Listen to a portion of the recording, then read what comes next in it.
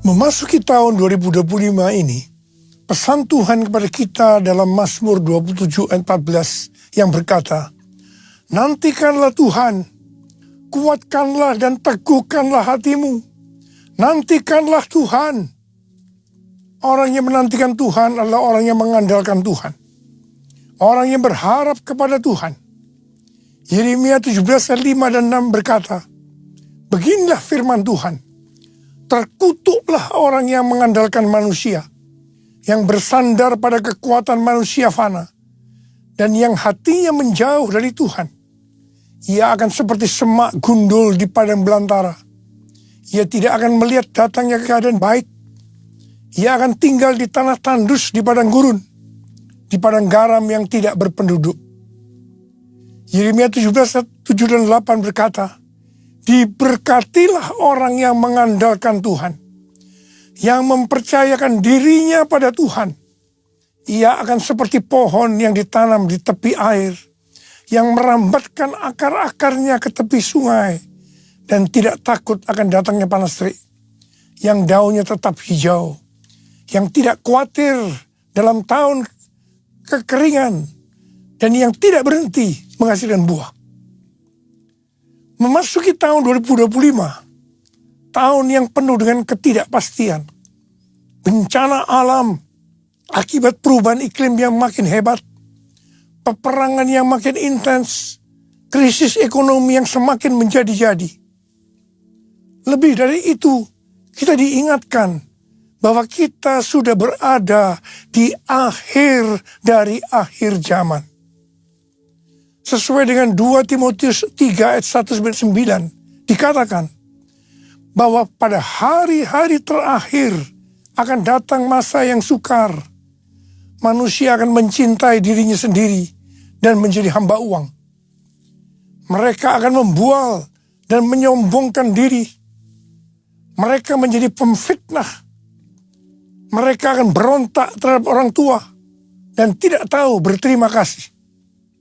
Tidak peduli agama, tidak tahu mengasihi, tidak mau berdamai, suka menjelekkan orang, tidak dapat mengekang diri, garang, tidak suka yang baik, suka berkhianat, tidak berpikir panjang, berlagak tahu, lebih menuruti hawa nafsu daripada menuruti Allah. Secara lahiriah mereka menjalankan ibadah mereka, tetapi pada hakikatnya mereka memungkiri kekuatannya. Walaupun selalu ingin diajar, namun tidak pernah dapat mengenal kebenaran. Akal mereka bobrok dan iman mereka tidak tahan uji. Jadi, memasuki tahun 2025, kita menghadapi kondisi yang seperti itu.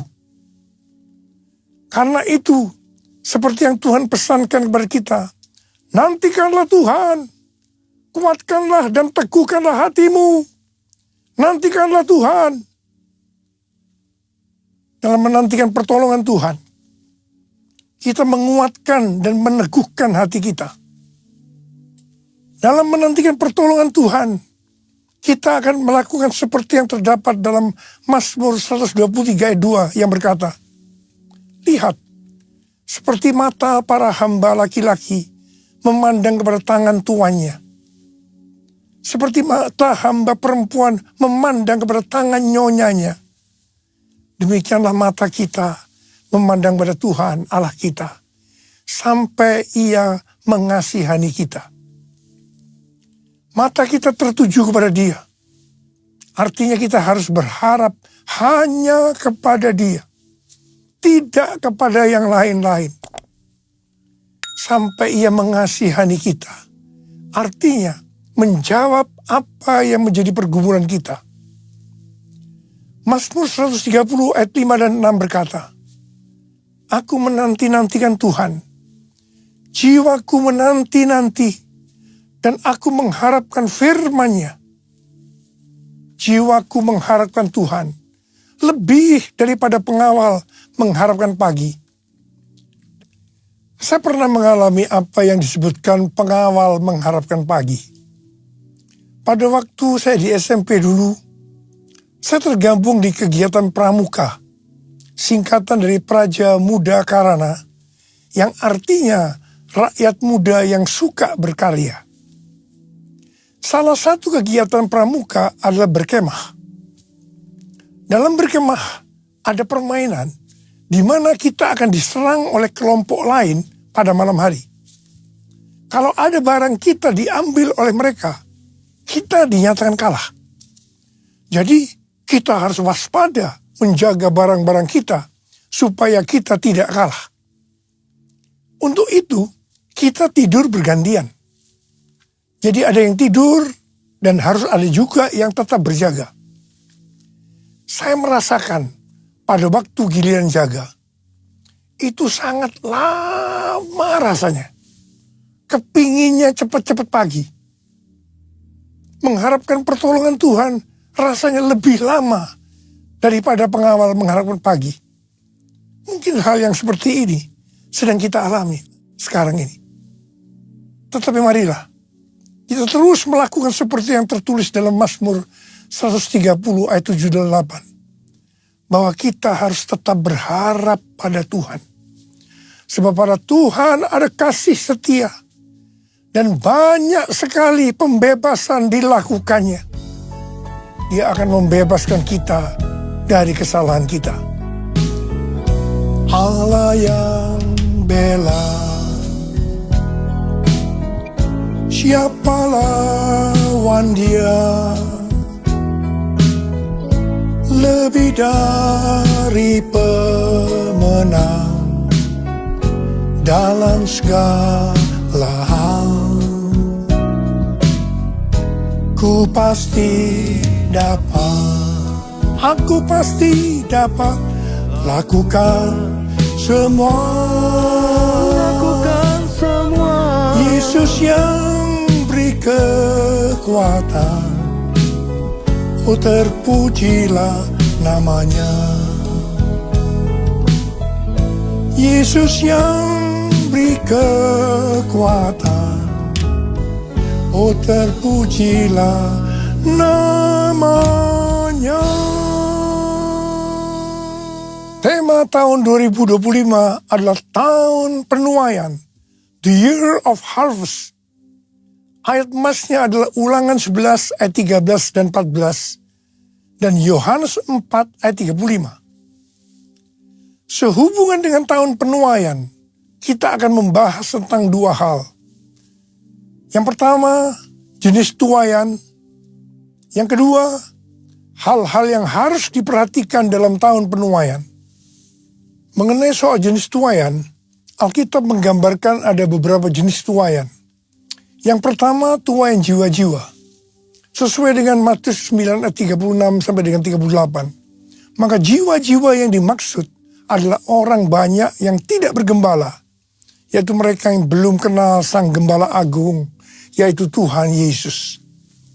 Hari-hari ini Tuhan mengingatkan kita tentang tiga hal. Yaitu, yang pertama, perhatikan tahun 2033. Yang kedua, Harvest Now. Yang ketiga, Jesus for Everyone. Tuhan sedang berbicara kepada gerejanya di seluruh dunia.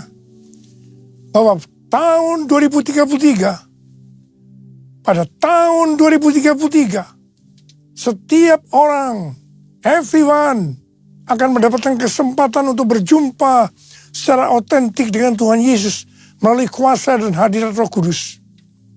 Rick Warren mendapatkan bahwa goal untuk menyelesaikan amanat agung adalah tahun 2033. Ketika Tuhan Yesus ditanya oleh murid-muridnya tentang tanda kedatangannya kembali, salah satunya Tuhan Yesus menjawab dari Matius 24 ayat 14.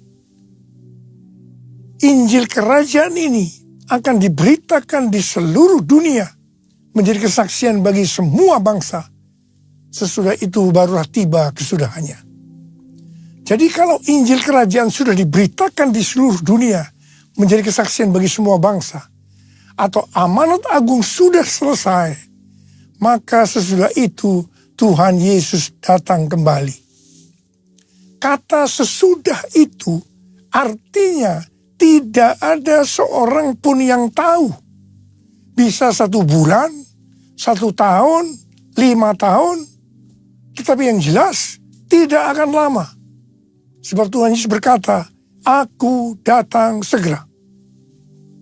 Saya tidak pernah berkata bahwa Tuhan Yesus pasti datang tahun 2033. Itu tidak alkitabiah. Tetapi yang saya katakan, Tuhan Yesus bisa datang tahun 2033. Itu alkitabiah. Karena Tuhan Yesus bisa datang sewaktu-waktu. Hari-hari ini penuaian jiwa yang terbesar dan terakhir sedang terjadi. Harvest now, Jesus for everyone. Tuhan Yesus berkata dalam Yohanes 4 ayat 35. Bukankah kamu mengatakan 4 bulan lagi tibalah musim menuai?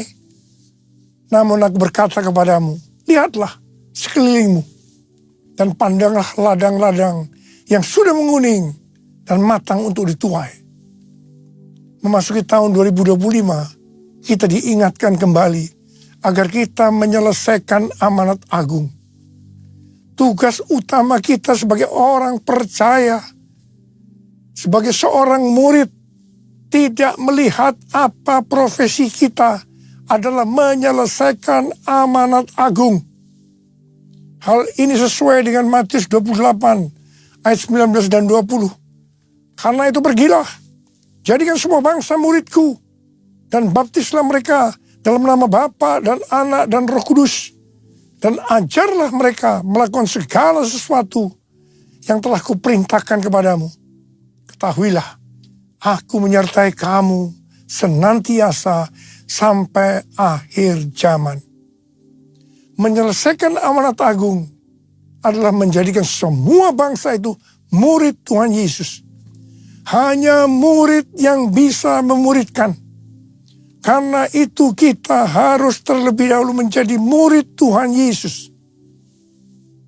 1 Yohanes 2 ayat 6 berkata, siapa yang mengatakan bahwa ia tinggal di dalam dia, ia wajib hidup sama seperti Kristus telah hidup. Kalau kita hidup sama seperti Kristus telah hidup, maka kita akan menjadi serupa dengan gambarnya. Kita adalah murid-murid Tuhan Yesus. Jesus for everyone, Jesus for everyone, Jesus for everyone, Jesus for everyone, Jesus for everyone, Jesus for everyone, Jesus for everyone, Jesus for everyone. Mengenai jenis tuaian yang kedua adalah tuaian buah roh. Roma 7 ayat 4 berkata, sebab itu, saudara-saudaraku, kamu juga telah mati terhadap hukum Taurat oleh tubuh Kristus, supaya kamu menjadi milik orang lain, yaitu milik Dia yang telah dibangkitkan dari antara orang mati, agar kita berbuah bagi Allah. Jadi kita yang telah dibebaskan dari kuasa dosa, hidupnya harus berbuah bagi Allah. Buah harus dituai. Artinya harus menghasilkan tuaian buah roh. Dengan kata lain, dalam hidup kita harus ada buah roh. Galatia 5, 22 dan 23 berkata, tetapi buah roh ialah kasih, sukacita, damai sejahtera, kesabaran, kemurahan, kebaikan, kesetiaan, kelemah lembutan, penguasaan diri. Tidak ada hukum yang menentang hal-hal itu. Salah satu aspek dari buah roh adalah kelemah lembutan, yang dapat diartikan juga sebagai kerendahan hati, humility. Kita semua harus rendah hati. Jangan sombong, jangan congkak, karena Allah menentang orang congkak, tetapi mengasihani orang yang rendah hati. Ini dituliskan di 2 ayat, yaitu 1 Petrus 5 ayat 5 dan Yakobus 4 ayat 6. Ini berarti peringatan yang sangat serius dari Tuhan. Dalam Amsal 16 ayat 5 berkata, setiap orang yang tinggi hati menjijikkan bagi Tuhan. Ia pasti tidak akan luput dari hukuman. Amsal 16 ayat 18 berkata, kecongkakan mendahului kehancuran dan tinggi hati mendahului kejatuhan. Karena itu saya mengingatkan kepada kita semua, jangan sombong, jangan congkak, jangan tinggi hati. Jenis tuaian yang ketiga adalah tuaian berkat. Sesuai dengan Ulangan 6 ayat 6 sampai dengan 11 dikatakan bahwa Tuhan akan memberikan kepada umatnya, yaitu kepada kita semua, kota yang tidak mereka dirikan, rumah yang tidak mereka isi, sumur yang tidak mereka gali, dan kebun anggur yang tidak mereka tanam. Meskipun melibatkan usaha manusia, tuaian berkat bagi kita sesungguhnya adalah anugerah Tuhan. Mengenai melibatkan usaha manusia, kita harus mengingat apa yang dikatakan Amsal 10 ayat 22 yang berkata, berkat Tuhanlah yang menjadikan kaya, jerih payah tidak akan menambahinya. Di sini dikatakan, bukan karena jerih payah itu yang membuat kita jadi kaya, tetapi semata-mata karena berkat Tuhan. Tetapi kita harus rajin, tekun melakukan tugas kita, bekerja keras dan cerdas, bukan bermalas-malasan. Katakan amin. Jadi kalau kita menerima tuaian berkat, sesuai dengan Ulangan 6 ayat 12 dikatakan, jangan sampai kita melupakan Tuhan. Firman Tuhan berkata dalam Yesaya 60 ayat 1, bangkitlah, menjadi teranglah, sebab terangmu datang, dan kemuliaan Tuhan terbit atasmu. Kalau kita lakukan itu, maka kita akan mengalami seperti Yesaya 60 ayat 5 yang berkata, pada waktu itu engkau akan heran melihat dan berseri-seri. Engkau akan tercengang dan akan berbesar hati. Sebab kelimpahan dari seberang laut akan beralih kepadamu. Dan kekayaan bangsa-bangsa akan berpindah kepadamu. Sesuai dengan yang dikatakan dalam Yesaya 61 ayat 6. Maka kalau kita disebut imam Allah dan menjadi pelayan Allah, maka kita akan menikmati kekayaan bangsa-bangsa dan akan memegahkan diri dengan segala harta benda mereka. Haleluya. Tuhan mengingatkan kita bahwa tuaian berkat yang diberikan kepada kita bukan hanya untuk pribadi kita, tetapi lebih dari itu untuk menyelesaikan amanat agung. Katakan amin. Jenis tuaian yang keempat adalah tuaian di bumi. Sesuai dengan Wahyu 14 ayat 18 sampai dengan 20. Bahwa di akhir zaman, malaikat Allah akan menuai di bumi dengan mengumpulkan orang fasik untuk penghukuman Allah. Dalam ayat-ayat ini dikatakan, seorang malaikat yang lain lagi datang dari Mesbah. Ia berkuasa atas api dan ia berseru dengan suara nyaring kepada malaikat yang memegang sabit tajam itu, katanya, ayunkanlah sabitmu yang tajam itu dan potonglah buah-buah pokok anggur di bumi, karena buahnya sudah masak. Lalu malaikat itu mengayunkan sabitnya ke atas bumi dan memotong buah pokok anggur di bumi dan melemparkannya ke dalam gilingan besar, yaitu murka Allah. Buah-buah anggur itu digiling di luar kota dan dari gilingan itu mengalir darah. Tingginya sampai ke kekang kuda dan jauhnya 300 kilometer. Ada yang menafsirkan bahwa ini adalah perang Harmagedon. Hari-hari ini kita sedang melihat peperangan antara Israel melawan Hamas, Hizbullah, Houthi, Iran yang makin intens. Demikian juga perang antara Rusia dan Ukraina yang tensinya makin tinggi. Semua yang terjadi ini pada akhirnya akan menuju perang besar, yaitu perang Harmagedon. Mungkin itu juga yang dikatakan orang perang dunia ketiga. Penuaian jiwa akan berjalan paralel dengan goncangan-goncangan. Kuasanya dicurahkan, berkatnya dilimpahkan, penuaian besar sungguh terjadi. Segala bangsa akan datang menyembah Yesus Tuhan, kemuliaan Tuhan telah turun. Kemuliaan Tuhan telah turun. Kemuliaan Tuhan telah turun. Hal-hal yang harus diperhatikan dalam tahun penuaian. Yang pertama, akan terjadi pencurahan Roh Kudus yang dahsyat. Panen dapat dituai apabila ada hujan awal yang fungsinya adalah untuk menggemburkan tanah, dan hujan akhir yang fungsinya untuk menyiapkan tuaian. Ulangan 11 ayat 13 sampai dengan 14 berkata, jika kamu sungguh-sungguh mendengarkan perintah yang kusampaikan kepadamu pada hari ini, dengan mengasihi Tuhan Allahmu, dan beribadah kepadanya dengan segenap hatimu dan segenap jiwamu, maka ia akan memberikan hujan untuk tanahmu pada masanya. Hujan awal dan hujan akhir, sehingga engkau dapat mengumpulkan gandum, anggur, dan minyakmu. Yang dimaksudkan dengan hujan akhir adalah pencurahan Roh Kudus di hari-hari terakhir ini, yang akan mempersiapkan tuaian jiwa yang terbesar. Dan yang terakhir, itu adalah Pentakosta yang ketiga. Pada tanggal 23 sampai dengan 25 Oktober 2024, diadakan simposium Pentakosta ketiga di Church of God, Cleveland, Tennessee.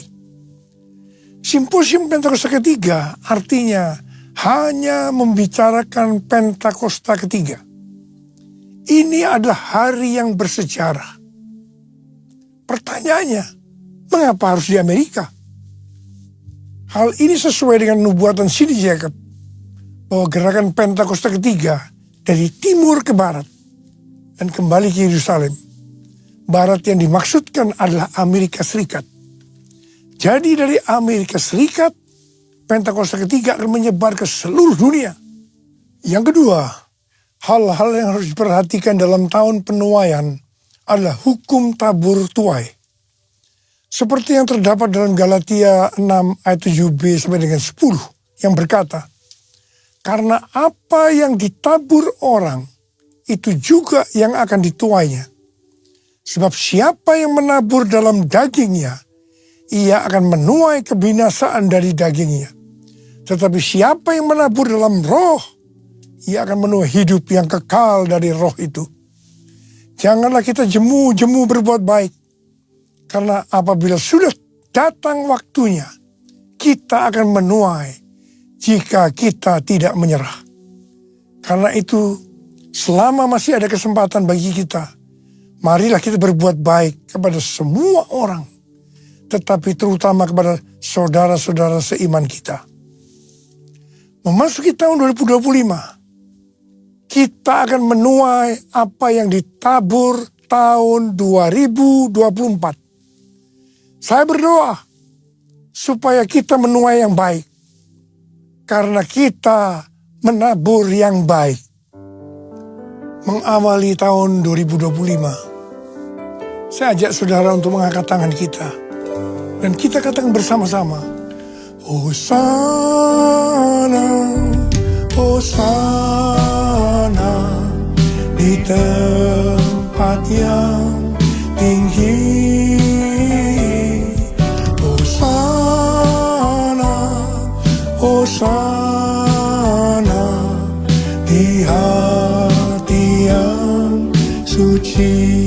Hosana, Hosana, Hosana, di tempat yang tinggi. Hosana, Hosana,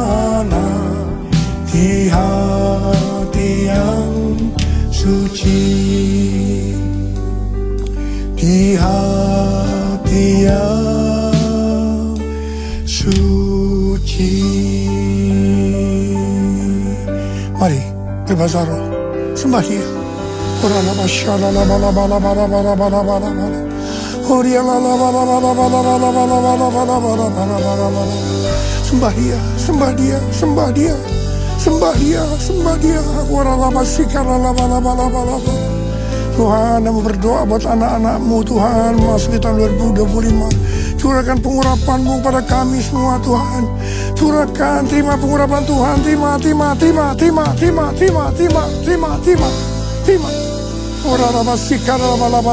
kasih. Tuhan, kami berdoa.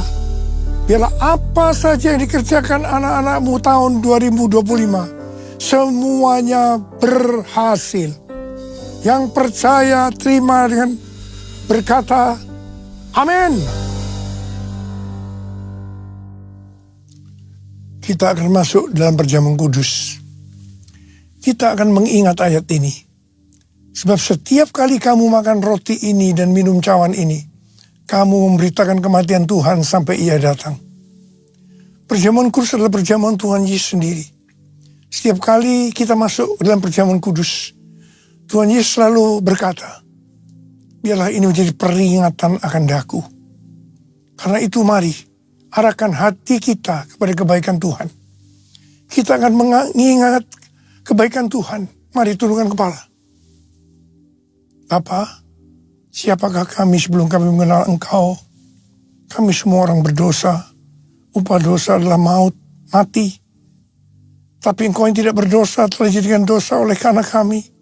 Engkau harus turun dari sorga mulia, mati ganti kami dengan penderitaan yang luar biasa. Sungguh kalau kami pikirkan betapa baiknya Engkau ya Aba. Engkau jadikan kami sebagai anak-anak-Mu. Engkau tuntun, Engkau bela, Engkau berkati, Engkau lindungi, Engkau tegur juga kalau kami salah. Engkau sembuhkan kami, terima kasih. Itu Engkau ya Aba. Itu Engkau ya Aba. Tuhan akan memberkati kita melalui perjamuan kudus. Tapi Tuhan mau kita makan dan minum dengan cara yang benar. Karena itu sekarang masing-masing introspeksi. Lihat keadaan dirimu masing-masing. Renungkan apa yang selama ini kita lakukan tahun 2024. Kita akan masuk ke tahun 2025. Segala hal yang tidak berkenan, yang mungkin belum diselesaikan dengan Tuhan, mari kita selesaikan saat ini. Minta ampun, minta ampun.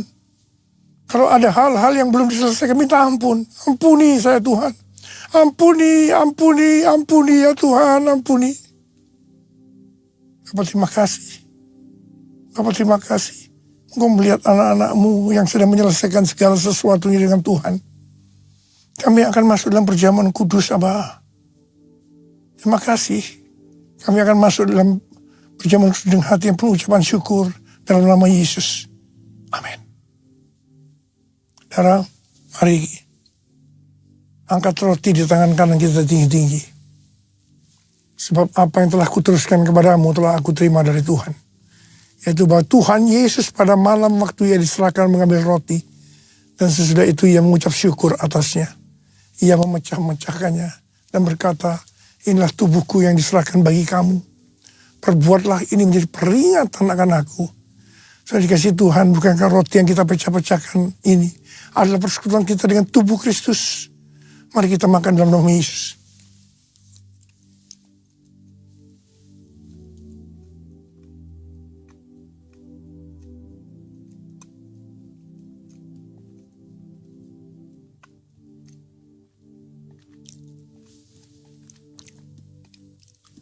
Angkat cawan di tangan kanan kita tinggi-tinggi. Demikian juga Ia mengambil cawan sesudah makan lalu berkata, cawan ini adalah perjanjian baru yang dimeteraikan oleh darahku. Perbuatlah ini. Setiap kali kamu meminumnya menjadi peringatan akan aku. Sudah dikasih Tuhan, bukan cawan pengucapan syukur. Yang atasnya kita ucapkan syukur adalah persekutuan kita dengan darah Yesus. Mari kita minum dalam nama Yesus.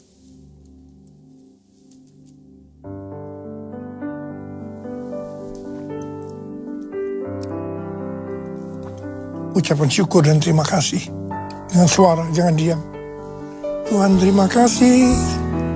Terima kasih ya Tuhan, terima kasih. Terima kasih ya Tuhan, terima kasih. Oh, ralabalabalabalabalabalabala. Tuhan, saat ini Tuhan Kau melihat anak-anak-Mu, Kau tolong mereka. Saat ini Kau sedang menyembuhkan yang sakit, sedang membebaskan yang terikat, menghibur yang susah, menguatkan yang lemah, memberikan pengharapan-pengharapan yang baru bagi yang datang dengan keadaan putus pengharapan. Tuhan, berkati anak-anak-Mu, kasihani mereka Tuhan, kasihani mereka. Tuhan terima kasih, Tuhan terima kasih, terima kasih. Terima kasih Yesusku, terima kasih Yesusku. Puji syukur hanya bagi Tuhanku.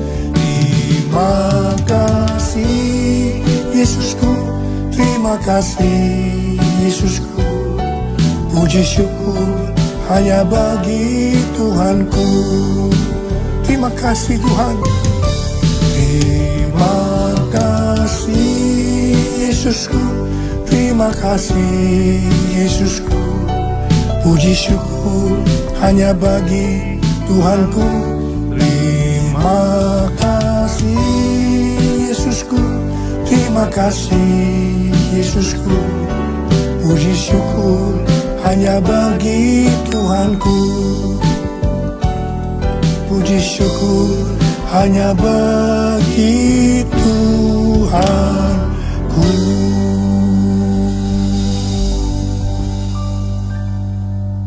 Sekarang terimalah berkat Tuhan. Kasih karunia berlimpah-limpah daripada Allah Bapa dalam Anak yang tunggal Yesus Kristus. Persekutuan yang manis dengan Roh Kudus menyertai kita semua mulai hari ini. Sampai Tuhan datang menjemput kita di awan-awan dan bahkan sampai selama-lamanya. Yang percaya bersama-sama katakan amin. Selamat tahun baru 2025. Tahun penuaian. The year of harvest. Tuhan Yesus memberkati kita semua berlimpah, limpah, limpah. Amin.